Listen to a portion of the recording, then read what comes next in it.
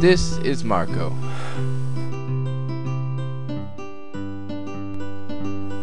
Marco lives a life governed by fear. He keeps a list of these fears on his bathroom mirror in dry erase marker so that he may add to them whenever he pleases.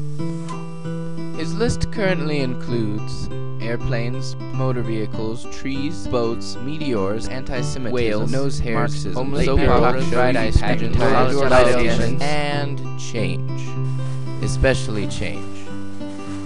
The only change Marco has ever been open to is a change of location. He has dreamt of visiting the beach ever since he was a tiny tot.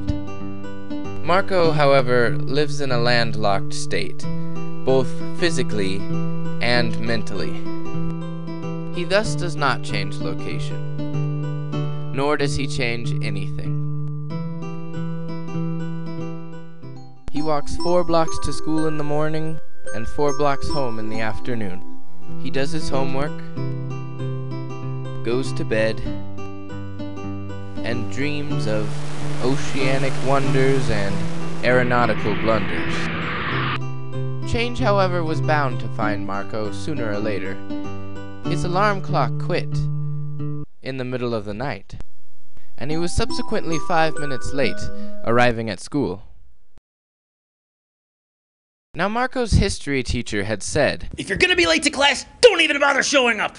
And Marco's fear of history teachers is far greater than his fear of missing class, so he decided to stay outside.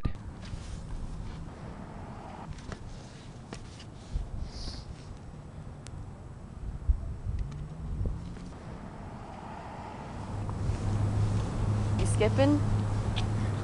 Yeah. Me too. Had a math test.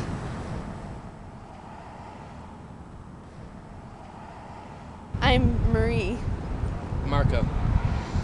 Marco had never had such a conversation, as he was rarely engaged by pretty girls, and he was therefore very surprised when Marie said, Yeah, so, I'm not doing anything after school if you want to hang out or something.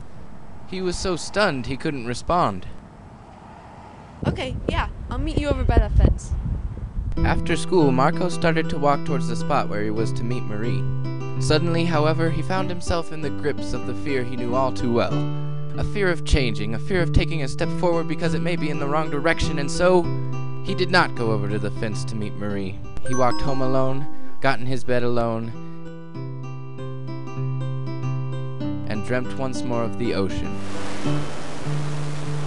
Alone. Or maybe... As Marco walked to the fence where he was to meet Marie, he felt inside himself a familiar tinge of fear. But something inside him had changed when he met Marie that morning, and he somehow overcame his tinge. He did go over by that fence to meet Marie, and they quickly got to know each other. Before long, Marco found himself riding in a car,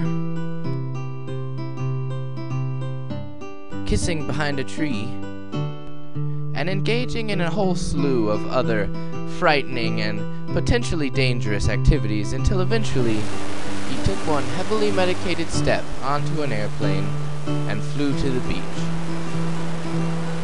with Marie.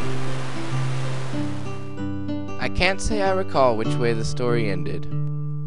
You be the judge.